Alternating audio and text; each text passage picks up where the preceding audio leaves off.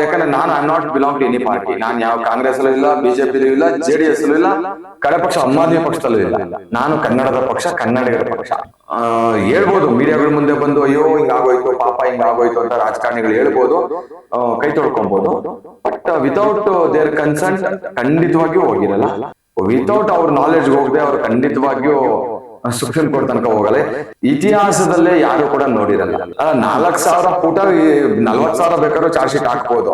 ಆದ್ರೆ charge sheet ನ ಕೊಡೋ ರೀತಿ ಇದೆಯಲ್ಲ, ಅದನ್ನ ನೋಡಿದ್ರೇನೆ ಗೊತ್ತಾಗತ್ತೆ ಚಾರ್ಜ್ ಶೀಟ್ ನ ಯಾವ ರೀತಿ ಮಾಡಿಕೊಟ್ರು ಅಂದ್ರೆ ಒಂಥರ ಸ್ಪೆಷಲ್ ಇಂಟ್ರೆಸ್ಟ್. ಪೊಲೀಸ್ ಡಿಪಾರ್ಟ್ಮೆಂಟ್ ಕೂಡ ಈ ಕೇಸಲ್ಲಿ ಈ ತರ ಬೈಂಡ್ ಮಾಡಿ ಇತಿಹಾಸದಲ್ಲೇ ಒಂದೇ ಒಂದು ಕೇಸಲ್ಲಿ ಲೈಫ್ ಅಲ್ಲಿ ಪೊಲೀಸ್ ಡಿಪಾರ್ಟ್ಮೆಂಟ್ ಒಂದೇ ಒಂದು ಕೇಸಲ್ಲಿ ಕೂಡ ಈ ತರ ಬೈಂಡ್ ಮಾಡಿ ಸ್ಪೆಷಲ್ ಆಗಿ ಬುಕ್ ತರ ಭಗವದ್ಗೀತೆ, ಮಹಾಭಾರತ ಗ್ರಂಥಗಳು, ಕವಿತೆ, ಪುರಾಣಗಳನ್ನ ಕೊಡ್ತಾರಲ್ಲ, ಈ ತರ ಕಂಪ್ಲೀಟ್ಲಿ ಒಂದು ಆಲ್ಮೋಸ್ಟ್ 13 ಬುಕ್ಗಳು, ವಾಲ್ಯೂಮ್ಸ್ 13 ವಾಲ್ಯೂಮ್ಸ್ ಇರ್ಬೋದು, 13-14 ವಾಲ್ಯೂಮ್ಸ್ ಇದೆ. ಈ ತರ ಜನ ಜಾಸ್ತಿ ಇದೆ, ಇನ್ನೊಂದು 15 ಇರ್ಬೋದು. ಅಷ್ಟು ವಾಲ್ಯೂಮ್ಸ್ಗಳನ್ನ ಯಾವ ಚಾರ್ಜ್ ಶೀಟ್ ಇವತ್ತಿನವರೆಗೂ ಕೊಟ್ಟಿಲ್ಲ. ಅಂದ್ರೆ ನಾನು ಹೇಳೋದು ಆ ತರ ಸ್ಪೆಷಲ್ ಇಂಟ್ರೆಸ್ಟ್ ಈ ಕೇಸಲ್ಲಿ ಇದೆ. ಅಂದ್ರೆ ಈ ತರ ಅಂದ್ರೆ ಇದನ್ನ ಯಾಕೆ ನಾನು ಇದನ್ನ ಹೇಳ್ತಾ ಇದ್ದೀನಿ ಅಂದ್ರೆ, ಇದನ್ನ ಹಾಕೋದು ಇನ್ನೇನು ಸ್ಪೆಷಲ್ ಆಗಿ ಹಾಕಲ್ಲ. ನೋಡಿ ಹೆಂಗಿದೆ, ದಾರ ಕಟ್ಬಿಟ್ಟು ಕೋರ್ಟ್ಗೆ ಹಾಕಿರೋದು ಇದೇ ತರ, ಇನ್ನೇನು ಸ್ಪೆಷಲ್ ಆಗಿ ಏನಾದ್ರು ಏನು ಹಾಕಲ್ಲ. ಅಂದ್ರೆ ನಾನು ಯಾಕೆ ಹೇಳ್ತಾ ಇದ್ದೀನಿ ಅಂದ್ರೆ ವ್ಯತ್ಯಾಸ. ಈಗ ಅಲ್ಲಾಗಿರೋದೈತೆ. ಇವಾಗ ನಾನು ಯಾವ್ದೋ ಒಂದು ಪ್ರೋಗ್ರಾಮ್ಗೆ ಹೋಗಿ ಬಂದೆ, ಅಲ್ಲಿ ಯಾರೋ ನನ್ನ ಹತ್ರ ಒಂದಷ್ಟು ಫೋಟೋಸ್ ಹೊಡಿಸ್ಕೊಂಡು ಅವ್ರ ಪಾಡಿಗೆ ಅವ್ರು ಹೋದ್ರು. ಅಲ್ಲೆಲ್ಲೋ ಹೋಗಿ ಅವ್ರಿಗೇನೋ ಅಚಾತುರ್ಯ ಆಗತ್ತೆ. ಸೊ ಆಗಿದ್ದಷ್ಟೇ ಹೆಂಗಾಗತ್ತೆ ಅಂದ್ರೆ, ಇವ್ರು ನಾರಾಯಣ್ ಅವ್ರನ್ನ ಮೀಟ್ ಮಾಡಕ್ ಹೋಗಿದ್ರು, ಅಲ್ಲಿ ಏನೋ ಒಂದು ಗಲಾಟೆ ಆಯ್ತು. ಗಲಾಟೆ ಆದಾಗ ನಾರಾಯಣ್ ಕಡೆಯವರೆಲ್ಲ ಸೇರಿ ಹೊಡೆದ್ರು. ಈ ತರ ಒಂದು ಇನ್ಸಿಡೆಂಟ್ ಆಗಿರ್ತಕ್ಕಂಥದ್ದು. ದರ್ಶನ್ ಇನ್ವಾಲ್ವ್ಮೆಂಟ್ ಇಲ್ಲ, ಪವಿತ್ರ ಗೌಡರ ಇನ್ವಾಲ್ವ್ಮೆಂಟ್ ಇಲ್ಲ. ಅದ್ರಲ್ಲಿ ಇರ್ತಕ್ಕಂಥವ್ರು ಬಹಳ ಜನ ಇನ್ನಸೆಂಟ್ ಇದ್ದಾರೆ. ಕೆಲವೊಬ್ರು ಇವಾಗ ಪೊಲೀಸ್ನವರು ಅವ್ರು ಹೆಂಗೆ ಅಂದ್ರೆ ನನಗೆ ಅನ್ಸಿರೋದು ಇದ್ರಲ್ಲಿ ಬಹಳ ಸೂಪರ್ ಕಾಪ್ಗಳ ತರ, ಅವಾಗ ಸಾಂಗ್ಲಿಯಾನ ಪಿಕ್ಚರ್ ಬಂತಲ್ಲ, ಆ ತರ ಒಂದು ಸ್ಟೈಲ್ ಅಲ್ಲಿ ಮಾಡಿ ಏನೋ ಒಂದು ಸೂಪರ್ ಕಾಪ್ಗಳು ಅನ್ಸ್ಕೊಂಡಿದ್ದಾರೆ. ಅವ್ರಿಗೊಂದ್ ದಿವಸ ಬ್ಯಾಡ್ ಟೈಮ್ ಬರುತ್ತೆ, ಗುಡ್ ಟೈಮ್ ಇವತ್ತು ಮೇ ಬಿ ಇರ್ಬೋದು, ಒಂದ್ ದಿವಸ ಅವ್ರಿಗೂ ಬ್ಯಾಡ್ ಟೈಮ್ ಬರುತ್ತೆ. Maybe one find it definitely they will face ಅಷ್ಟೇ.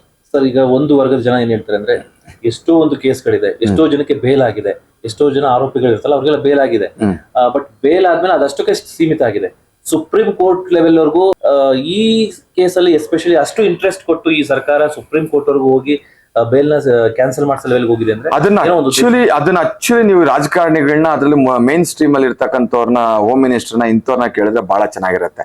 ನೀವ್ ಯಾಕೆ ಎಲ್ಲಾ ಕೇಸ್ಗಳಲ್ಲೂ ಕೂಡ ನೀವ್ ಯಾಕೆ ಅಪೀಲ್ ಹೋಗೋದಿಲ್ಲ, ರಿಜೆಕ್ಷನ್ ಮಾಡಿ ಅಂತ? ಬೆಂಗಳೂರಲ್ಲ, ಇಡೀ ಕರ್ನಾಟಕದಲ್ಲಿ ಸಾವಿರಾರು ಮರ್ಡರ್ ಕೇಸ್ ಆಗತ್ತೆ.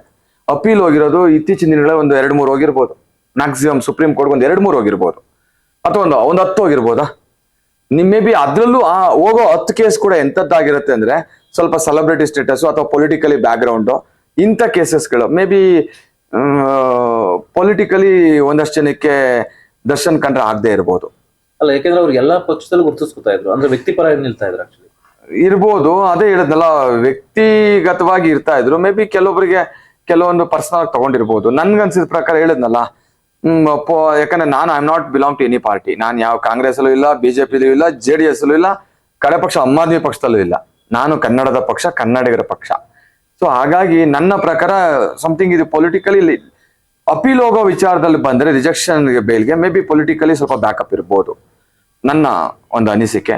ಯಾಕಂದ್ರೆ ಪೊಲೀಸ್ನವರು ರಾಜಕಾರಣಿಗಳನ್ನ ಕೇಳ್ದೆ ನನ್ನ ಪ್ರಕಾರ ಅವ್ರು ಏನೂ ಮಾಡಲ್ಲ. ಹೇಳ್ಬೋದು ಮೀಡಿಯಾಗಳ ಮುಂದೆ ಬಂದು ಅಯ್ಯೋ ಹಿಂಗಾಗೋಯ್ತು ಪಾಪ ಹಿಂಗಾಗೋಯ್ತು ಅಂತ ರಾಜಕಾರಣಿಗಳು ಹೇಳ್ಬೋದು, ಕೈ ತೊಳ್ಕೊಬಹುದು. ಬಟ್ ವಿತೌಟ್ ದೇರ್ ಕನ್ಸಂಟ್ ಖಂಡಿತವಾಗಿಯೂ ಹೋಗಿರಲ್ಲ. ಅವ್ರು ಏನಾಗ್ಬೇಕಂದ್ರೂ ಒಂದ್ಸಲ ಅವ್ರ ಹೈಯರ್ ಆಫೀಸರ್ಸ್ನ ಕೇಳ್ತಾರೆ, ಕಮಿಷನರ್ ಲೆವೆಲ್ ಅಲ್ಲಿ ಕೇಳ್ತಾರೆ, ಕಮಿಷನರ್ ಹೋಗಿ ಹೋಮ್ ಮಿನಿಸ್ಟರ್ಗೆ ಹೇಳ್ತಾರೆ. ವಿತೌಟ್ ಅವ್ರ ನಾಲೆಡ್ಜ್ಗೆ ಹೋಗದೆ ಅವ್ರು ಖಂಡಿತವಾಗಿಯೂ ಸುಪ್ರೀಂ ಕೋರ್ಟ್ ತನಕ ಹೋಗಲ್ಲ. ಸೆಷನ್ ಕೋರ್ಟ್ ಅಲ್ಲಿ ಬೇಲ್ ಆದ್ರೆ ಹೈಕೋರ್ಟ್ಗೆ ಇಲ್ಲಿ ರಿಜೆಕ್ಷನ್ಗೆ ಹೋಗಲ್ಲ.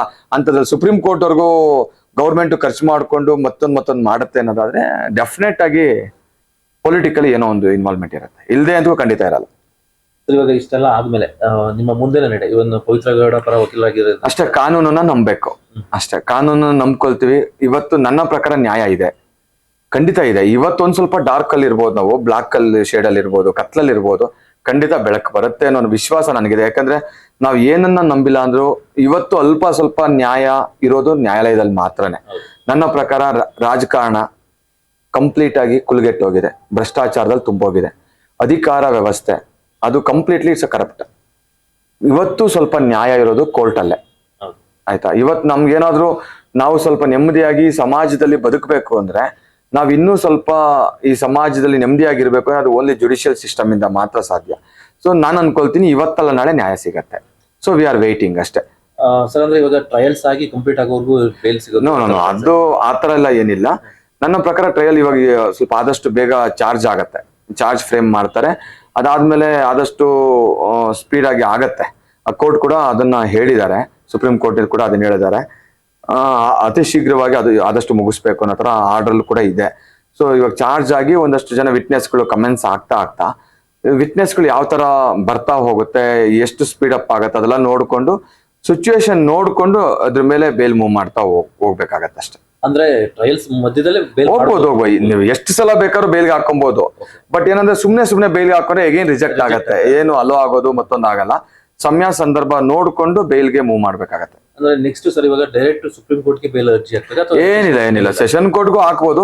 ನನ್ನ ಪ್ರಕಾರ ಸೆಷನ್ ಕೋರ್ಟ್ ಅಲ್ಲಿ ಹಾಕೊಳ್ಳೋದು ಗೊತ್ತಿಲ್ಲ, ಸಿಚುವೇಶನ್ ತಕ್ಕನಾಗಿ ಎವಿಡೆನ್ಸ್ಗಳು ಯಾವ ತರ ಬರುತ್ತೆ ಅದ್ರ ಮೇಲೆ ಸೆಷನ್ ಕೋರ್ಟ್. ಯಾಕಂದ್ರೆ ಇವತ್ತೇನಾಗೋಗಿದೆ, ಸುಪ್ರೀಂ ಕೋರ್ಟ್ ಅಲ್ಲಿ ರಿಜೆಕ್ಟ್ ಆಗಿ ಬಂತು ಅಂದ್ರೆ ಸೆಷನ್ ಕೋರ್ಟ್ ಅಲ್ಲಿ ನ್ಯಾಯ ತೀರ್ಮಾನ ಮಾಡೋ ಜಡ್ಜ್ಗೂ ಕೂಡ ಒಂದು ನ್ಯಾಚುರಲ್ ಜಸ್ಟಿಸ್ ಆ ಗಡ್ಸ್ತನ ಬೇಕು ಸುಪ್ರೀಂ ಕೋರ್ಟ್ ಅಲ್ಲಿ ರಿಜೆಕ್ಟ್ ಆಗಿದೆ ಅನ್ನೋ ತರ. ಅದೇನಾಗತ್ತೆ, ಎಲ್ಲೋ ಒಂದ್ ಕಡೆ ಅವ್ರಿಗೂ ಕೂಡ ಆ ಒಂದು ಶಕ್ತಿ ಬೇಕು. ಅಂದ್ರೆ ಶಕ್ತಿ ಬೇಕು ಅಂದ್ರೆ ಕಾನೂನು ಮುಂದೆ ಸುಪ್ರೀಂ ಕೋರ್ಟ್ ಆಗ್ಬೋದು, ಸೆಷನ್ ಕೋರ್ಟ್ ಆಗ್ಬೋದು, ಹೈಕೋರ್ಟ್ ಆಗ್ಬೋದು, ಯಾರು ಬೇಕಾದ್ರೂ ಮಾಡ್ಬೋದು. ಬಟ್ ಅವರೆಲ್ಲ ಹ್ಯೂಮನ್ ಆಗಿ ಯೋಚನೆ ಮಾಡ್ತಾರೆ, ಒಂದು ಜಡ್ಜ್ ಆಗಿ ಯೋಚನೆ ಮಾಡಿ ನನ್ನ ಪ್ರಕಾರ ಇದನ್ನ ನ್ಯಾಯ ಕೊಡಬೇಕು. ಮೇ ಬಿ ಆದಷ್ಟು ಬೇಗ ಅವ್ರು ಆಚೆ ಬರಬೇಕು.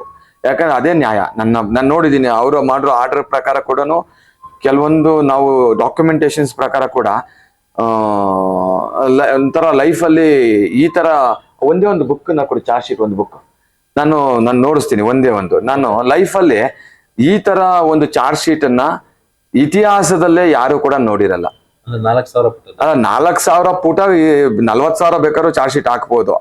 ಆದ್ರೆ ಚಾರ್ಜ್ ಶೀಟ್ ನ ಕೊಡೋ ರೀತಿ ಇದೆಯಲ್ಲ, ಅದನ್ನ ನೋಡಿದ್ರೇನೆ ಗೊತ್ತಾಗತ್ತೆ ಚಾರ್ಜ್ ಶೀಟ್ ಅನ್ನ ಯಾವ ರೀತಿ ಮಾಡಿಕೊಟ್ರು ಅಂದ್ರೆ ಒಂಥರ ಸ್ಪೆಷಲ್ ಇಂಟ್ರೆಸ್ಟ್. ಪೊಲೀಸ್ ಡಿಪಾರ್ಟ್ಮೆಂಟ್ ಕೂಡ ಈ ಕೇಸಲ್ಲಿ ಈ ತರ ಬೈಂಡ್ ಮಾಡಿ ಇತಿಹಾಸದಲ್ಲೇ ಒಂದೇ ಒಂದು ಕೇಸಲ್ಲಿ ಲೈಫಲ್ಲಿ ಪೊಲೀಸ್ ಡಿಪಾರ್ಟ್ಮೆಂಟ್ ಒಂದೇ ಒಂದು ಕೇಸಲ್ಲಿ ಕೂಡ ಈ ತರ ಬೈಂಡ್ ಮಾಡಿ ಸ್ಪೆಷಲ್ ಆಗಿ ಬುಕ್ ತರ ಭಗವದ್ಗೀತೆ, ಮಹಾಭಾರತ, ಗ್ರಂಥಗಳು, ಕವಿತೆ, ಪುರಾಣಗಳನ್ನ ಕೊಡ್ತಾರಲ್ಲ, ಈ ತರ ಕಂಪ್ಲೀಟ್ಲಿ ಒಂದು ಆಲ್ಮೋಸ್ಟ್ 13 ಬುಕ್ಗಳು, ವಾಲ್ಯೂಮ್ಸ್ 13 ವಾಲ್ಯೂಮ್ಸ್ ಇರ್ಬೋದು, 13-14 ವಾಲ್ಯೂಮ್ಸ್ ಇದೆ.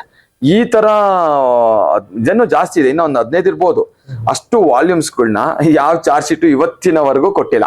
ಅಂದ್ರೆ ನಾನು ಹೇಳೋದು ಆ ತರ ಸ್ಪೆಷಲ್ ಇಂಟ್ರೆಸ್ಟ್ ಈ ಕೇಸಲ್ಲಿದೆ. ಮೇ ಬಿ ದರ್ಶನ್ ಮಾಡಿರೋ ಫ್ಯಾನ್ಸ್, ದರ್ಶನ್ ಮೇಲೆ ಇಟ್ಟಿರೋ ಜನದ ಪ್ರೀತಿ, ದರ್ಶನ್ಗಿರುವಂತ ಒಂದು ಶಕ್ತಿ ನೋಡಿ. ಹೆಂಗಿದೆ, ಗ್ರಂಥಗಳಿದ್ದಂಗಿದೆ ಅಲ್ಲ ಮತ್ತೆ ಒಂಥರ ಪಬ್ಲಿಷ್ ಮಾಡಿರೋದು ಚಾರ್ಜ್ ಶೀಟ್. ಇದನ್ನ ಇತಿಹಾಸದ ಪುಟಕ್ಕೆ ಸೇರ್ಬೇಕು ಚಾರ್ಜ್ ಶೀಟ್ ಅಂದ್ರೆ ಈ ರೀತಿ. ಬೇರೆ ಚಾರ್ಜ್ ಶೀಟ್ಗಳೆಲ್ಲ ಹೆಂಗಿರುತ್ತೆ ಅಂದ್ರೆ ಏನೋ ಸುಮ್ನೆ ಒಂದು ಹೊಲ್ದ್ಬಿಟ್ಟು ಕೋರ್ಟಿಗೆ ಹಿಂಗೆ ಹಾಕ್ತಾರೆ. ಅದ್ರಲ್ಲಿ ಯಾವ್ದೊಂದು ಬಲ್ಕ್ ಒಂದು ಪೇಪರ್ ಕೊಡಪ್ಪ, ಇಲ್ಲಿದೆ ನೋಡಿ, ಇಲ್ಲೇ ಇದಾವೆ ಚಾರ್ಜ್ ಶೀಟ್ ನೋಡಿ, ಅದೇ ಚಾರ್ಜ್ ಶೀಟ್. ಅದು ಕೊಡಪ್ಪ, ನೀನ್ ಕೊಡೋದು, ಇದು ಕೊಡೋದು ನೋಡಿ, ಇಲ್ಲಿದೆ, ಇಲ್ಲಿ ಕೆಳಗಡೆ ಡಿಪಾಸಿಟ್ ನೋಡಿ, ಇದು ಕೊಡೋದು ಕೆಳಗಡೆ. ಇದು ನೋಡಿ, ಇದು ಚಾರ್ಜ್ ಶೀಟ್ ಕೋರ್ಟ್ಗೆ ಹಾಕೋದು. ನಾರ್ಮಲಿ ಬೇರೆ ಕೇಸ್ಗಳಲ್ಲಿ ಅಂದ್ರೆ ಈ ತರ. ಅಂದ್ರೆ ಇದನ್ನ ಯಾಕೆ ನಾನು ಇದನ್ನ ಹೇಳ್ತಾ ಇದ್ದೀನಿ ಅಂದ್ರೆ ಇದನ್ನೇ ಹಾಕೋದು, ಇನ್ನೇನು ಸ್ಪೆಷಲ್ ಆಗಿ ಹಾಕಲ್ಲ. ನೋಡಿ ಹೆಂಗಿದೆ, ದಾರ ಕಟ್ಟಿಬಿಟ್ಟು ಕೋರ್ಟ್ಗೆ ಹಾಕಿರೋದು ಇದೇ ತರ, ಇನ್ನೇನು ಸ್ಪೆಷಲ್ ಆಗಿ ಏನಾದ್ರು ಏನು ಹಾಕಲ್ಲ. ಅಂದ್ರೆ ನಾನು ಯಾಕೆ ಹೇಳ್ತಾ ಇದ್ದೀನಿ ಅಂದ್ರೆ ವ್ಯತ್ಯಾಸ. ಈ ತರ ತುಂಬಾ ಜಾಸ್ತಿ, ಬಹಳ ಇಂಟ್ರೆಸ್ಟ್ ಇದೆ. ದರ್ಶನ್ ಕೇಸ್ ಅಂದ್ರೆ ನಾಟ್ ಓನ್ಲಿ ಅವ್ರ ಫ್ಯಾನ್ಸ್ಗೆ ಪ್ರೀತಿ ಇಲ್ಲ, ದರ್ಶನ್ ಅಂದ್ರೆ ಪೊಲೀಸ್ ಡಿಪಾರ್ಟ್ಮೆಂಟ್ಗೂ ಸ್ವಲ್ಪ ಸ್ಪೆಷಲ್ ಲವ್ ಇದೆ, ಪ್ರೀತಿ ಜಾಸ್ತಿ ಇದೆ. ಹಾಗಾಗಿ ಅವ್ರ ಕೇಸ್ ಅಲ್ವಾ, ಸ್ವಲ್ಪ ಪ್ರೀತಿಯಿಂದ ಇನ್ವೆಸ್ಟಿಗೇಷನ್ ಜಾಸ್ತಿ ಮಾಡಿದ್ದಾರೆ ಅಂತ ನನ್ಗನ್ಸುತ್ತೆ. ಸರ್ ಈಗ ಫೈನಲ್ ಆಗಿ ದರ್ಶನ್ ಫ್ಯಾನ್ಸ್ ಏನಾದ್ರು ಅಡ್ವೈಸ್ ಕೊಡ್ತೀರಾ? ದರ್ಶನ್ ಫ್ಯಾನ್ಸ್ ಕೇಳೋದೇನಂದ್ರೆ ಖಂಡಿತವಾಗಿಯೂ ನಿಮ್ಗೆಲ್ಲ ಬಹಳ ನೋವಾಗಿರುತ್ತೆ. ಖಂಡಿತವಾಗಿಯೂ not only Darshan fans, at the same Darshan ಫ್ಯಾನ್ಸ್ಗೆ ಮತ್ತೆ ಅವರ ಬೇರೆಯವ್ರು ಯಾರ್ಯಾರೆಲ್ಲ ಇದ್ದಾರೆ ಎಲ್ಲರಿಗೂ ಕೂಡ ಕುಟುಂಬ ಅನ್ನೋದಿರುತ್ತೆ, ಅವ್ರಿಗೆ ಆದ ಜನಗಳಿರ್ತಾರೆ. ಯಾರು ಏನು ನೊಂದ್ಕೊಳ್ಳುವಂತ ಭಯ ಬೀಳುವಂತ ಅವಶ್ಯಕತೆ ಖಂಡಿತ ಇಲ್ಲ. ಇವತ್ತು ಕತ್ಲಲ್ಲಿದ್ದೀರಾ, ಖಂಡಿತ ಬೆಳಕಿಗೆ ಬರುತ್ತೆ. ಅಲ್ಲಿವರೆಗೂ ಸ್ವಲ್ಪ ತಾಳ್ಮೆಯಿಂದ ಇರಿ. ಆಮೇಲೆ ಯಾರನ್ನು ಕೂಡ ನನ್ನ ಪ್ರಕಾರ ಇಟ್ಸ್ ಮೈ ಪರ್ಸನಲ್ ರಿಕ್ವೆಸ್ಟ್, ಯಾರಿಗೂ ಕೂಡ ನೀವು ಕೆಟ್ಟದಾಗಿ ಬೈಯುವಂತ ಅವಶ್ಯಕತೆನೂ ಇಲ್ಲ. ಆಮೇಲೆ ದರ್ಶನ್ ಫ್ಯಾನ್ಸ್ ಕೆಟ್ಟೋರು ಅಂತ ಏನ್ ಹೇಳ್ತಾರಲ್ಲ, ಅದನ್ನ ನೀವು ಅನ್ನಿಸ್ಕೊಳಕ್ ಹೋಗ್ಬೇಡಿ. ನನ್ನ ಪ್ರಕಾರ ದರ್ಶನ್ಗೂ ಕೂಡ ಒಳ್ಳೆ ವ್ಯಕ್ತಿತ್ವ ಇದೆ, 10 ಜನಕ್ಕೆ ಸಹಾಯ ಮಾಡುವಂತ ಒಂದು ಮನಸ್ಸು ಇದೆ. ಆಮೇಲೆ ಅವರ ಫ್ಯಾಮಿಲಿಯಲ್ಲಿ ದರ್ಶನ್ ಗೆಳತಿ ಇರ್ಬೋದು, ದರ್ಶನ್ ಇನ್ನೊಂದಿರ್ಬೋದು, ದರ್ಶನ್ ಮತ್ತೊಂದಿರ್ಬೋದು. ನನ್ನ ಪ್ರಕಾರ ಅವರ ಪರ್ಸನಲ್ ಥಿಂಗ್ಸ್ಗಳನ್ನ ನೀವು ಗೌರವಿಸ್ಬೇಕು ಅನ್ನೋದು ನನ್ನ ಒಂದು ಭಾವನೆ. ಯಾಕಂದ್ರೆ ದರ್ಶನ್ ಪರ್ಸನಲ್ ವಿಚಾರಗಳು ಅವ್ರನ್ನ ಪರ್ಸನಲ್ ಆಗೇ ಬಿಡ್ಬೇಕು. ನಾವು ಯಾವತ್ತಿಗೂ ಕೂಡ ಅದನ್ನ ಬೀದಿಗೆ ತರಕ್ ಹೋಗ್ಬಾರ್ದು. ಅದು ದರ್ಶನ್ ಫ್ಯಾನ್ಸ್ ಆಗ್ಬೋದು ಅಥವಾ ಮತ್ತೊಬ್ರು ಆಗ್ಬೋದು, ಅದನ್ನ ನಾವು ಗೌರವಿಸ್ಬೇಕು. ಒಬ್ಬನ ನಾವು ಅಭಿಮಾನದಿಂದ ನೋಡ್ತೀವಿ ಅನ್ನೋದಾದ್ರೆ ಅವರ ಒಂದು ಪರ್ಸನಲ್ ಥಿಂಗ್ಸ್ಗಳನ್ನ ಕೂಡ ನಾವು ಗೌರವಿಸ್ಬೇಕು ಅನ್ನೋದು ನನ್ನ ಒಂದು ವೈಯಕ್ತಿಕವಾದ ಒಂದು ಅಭಿಪ್ರಾಯ. ಆಮೇಲೆ ಯಾರು ಭಯ ಬೀಳೋದು ಬೇಡ. ಮೇ ಬಿ ಸ್ವಲ್ಪ ತಡ ಆಗ್ಬೋದು, ಇವತ್ತಲ್ಲ ನಾಳೆ ಖಂಡಿತ ಹೊರಗಡೆ ಬರ್ತಾರೆ, ಈ ಕೇಸಿಂದನೂ ಹೊರಗಡೆ ಬರ್ತಾರೆ, ನಿಮ್ಗಳ ಜೊತೆಲಿ ಇರ್ತಾರೆ. ಮೇ ಬಿ ಮುಂದೊಂದ್ ದಿವಸ ನಿಮ್ಗಳ ಮತ್ತೆ ಜೊತೆ ಇಷ್ಟು ದಿವಸ ಒಬ್ಬ ಚಲನಚಿತ್ರ ನಟನಾಗಿರ್ಬೋದು, ಮುಂದೊಂದ್ ದಿವಸ ದೊಡ್ಡ ರಾಜಕಾರಣಿನೂ ಆಗ್ಬೋದೇನೋ. ನಿಮ್ಗಳೆಲ್ಲ ಪ್ರೀತಿಯಲ್ಲಿ ದೊಡ್ಡ ಮೇ ಬಿ ಇವ್ರಿಗೆ ಜೀವನ ಪಾಠ ಕಲಿಸ್ಕೊಡ್ಬೋದೇನೋ. ನನ್ಗೆ ನನ್ನ ಒಂದು ಅನಲೈಸ್ ಮಾಡೋದು. ಯಾಕಂದ್ರೆ ಈ ಸಮಾಜಕ್ಕೆ ಇವತ್ತು ಅವ್ರಿಗೆ ಏನೆಲ್ಲ ಹೊಡ್ತಾ ಬೀಳ್ತಾ ಇದೆ, ಇದೆಲ್ಲ ಅವ್ರು ಕೂತ್ಕೊಂಡು ಒಂದ್ ದಿವಸ ಯೋಚನೆ ಮಾಡಿ ಮುಂದೊಂದ್ ದಿವಸ ಜನಗಳ ಮಧ್ಯೆ ಅವ್ರು ಬಂದು ನಿಂತು ಇದೇ ಜನಕ್ಕೆ ಅವ್ರಿಗೆ ಸಹಾಯ ಮಾಡಕ್ಕೆ ಬರುವಂತ ದಿನ ಕೂಡ ಬರಬಹುದು ಅನ್ನೋದು ಇಟ್ಸ್ ಮೈ ಒಪಿನಿಯನ್. ಬರ್ಬೇಕು ಕೂಡ ಅನ್ನೋದು ನನ್ನ ಪರ್ಸನಲ್ ಇದು. ಅಟ್ ದ ಸೇಮ್ ಟೈಮ್ ಪವಿತ್ರಗೂ ಅವ್ರದ್ದೇ ಆದ ಒಂದು ಫ್ಯಾನ್ ಬೇಸ್ ಇದೆ. ನಾನು ಅವ್ರ ವಕೀಲರಾಗಿ ಹೇಳೋದೇನೆಂದ್ರೆ ಕಂಪ್ಲೀಟ್ಲಿ ಆ ಒಂದು ಹೆಣ್ಣು ಮಗಳಿಗೆ ಗೌರವಿಸಿ. ಆಕೆ ಒಂದು ಹೆಣ್ಣು ಅನ್ನೋದನ್ನ ಮರಿಬೇಡಿ. ನಾವು ಕೂಡ ನಮ್ಮ ಅಕ್ಕ ತಂಗಿದಿರು, ಸ್ನೇಹಿತರು, ನಾವು ಹೆಣ್ಮಕ್ಳು ನೋಡ್ತಿರ್ತೀವಿ. ಅಲ್ಲಿ ನಡೆದಿರ್ತಕ್ಕಂಥ ಘಟನೆ ಏನು ಅನ್ನೋದು ಯಾರಿಗೂ ಗೊತ್ತಿಲ್ಲ. ಪವಿತ್ರ ಇನ್ವಾಲ್ವ್ಮೆಂಟ್ ಇದೆಯಾ ಇಲ್ವಾ ಯಾರಿಗೂ ಗೊತ್ತಿಲ್ಲ. ಗೊತ್ತಿರೋದು ಯಾರಿಗೆ? ಅಲ್ಲಿ ಘಟನೆ ನಡೆದಿರುತ್ತಲ್ಲ ಅವ್ರಿಗೆ ಗೊತ್ತಿರುತ್ತೆ. ಖಂಡಿತವಾಗಿಯೂ ಅವರ ವಕೀಲನಾಗಿ ನಾನು ಹೇಳ್ತೀನಿ, ಖಂಡಿತವಾಗಿಯೂ ಆಕೆ ಇನ್ವಾಲ್ವ್ಮೆಂಟ್ ಇದ್ರಲ್ಲಿ ಖಂಡಿತ ಇಲ್ಲ. ಆಕೆ ಈ ಘಟನೆ ನಡೆದು 1-2 ದಿವಸ ಆದ್ಮೇಲೆನೆ ಆಕೆಗೆ ಅಲ್ಲಿ ಏನ್ಕೋ ಕರೆದ್ರಲ್ಲ ಅಂತ ಸ್ಟೇಷನ್ ಹೋದಾಗ್ಲೇ ಈ ವಿಚಾರಗಳು ಗೊತ್ತಾಗಿರೋದು. ಎಷ್ಟೋ ಜನಕ್ಕೆ ಈ ವಿಚಾರದ ಬಗ್ಗೆ ಆಕೆಗೆ ನಾಲೆಡ್ಜೇ ಇಲ್ಲ ಅಂದ್ರೆ ಪ್ರಾರಂಭದ ದಿನಗಳಲ್ಲಿ ಸುಮ್ಮನೆ ಫೋನ್ ಮಾಡಿದ ತಕ್ಷಣ ಯಾರು ಕೂಡ ಸ್ಟೇಷನ್ಗೆ ಹೋಗ್ತಾ ಇರಲಿಲ್ಲ. ಸೊ ಅದನ್ನ ಒಂದು ಅರ್ಥ ಮಾಡ್ಕೊಳ್ಬೇಕು. ಸೊ ಸುಮ್ಮನೆ ಆಕೆನ ದೂರೋದ್ರಲ್ಲಿ, ಬಾಯಿಗೆ ಬಂದಂಗ್ ಮಾತಾಡೋದ್ರಲ್ಲಿ ಅವ್ರ ಕುಟುಂಬದವ್ರಿಗೂ ಕೂಡ ನೋವಾಗತ್ತೆ ಅನ್ನೋದನ್ನ ಮರಿಬೇಡಿ. ಬಾಯಿಗೆ ಬಂದಂಗೆ ಖಂಡಿತ ಕಮೆಂಟ್ಸ್ ಹಾಕ್ಬೇಡಿ. ಅಷ್ಟು ನಾವು ಒಳ್ಳೆ ಅಪ್ಪ ಅಮ್ಮನಿಗೆ ನಾವು ಹುಟ್ಟಿರ್ತೀವಿ, ನಾವು ಕೂಡ ಹೆಣ್ಮಕ್ಳನ್ನ ಗೌರವಿಸ್ಬೇಕಾಗಿರೋದು ನಮ್ಮ ಕರ್ತವ್ಯ ಅಂತ ನಾನು ಭಾವಿಸ್ತೀನಿ.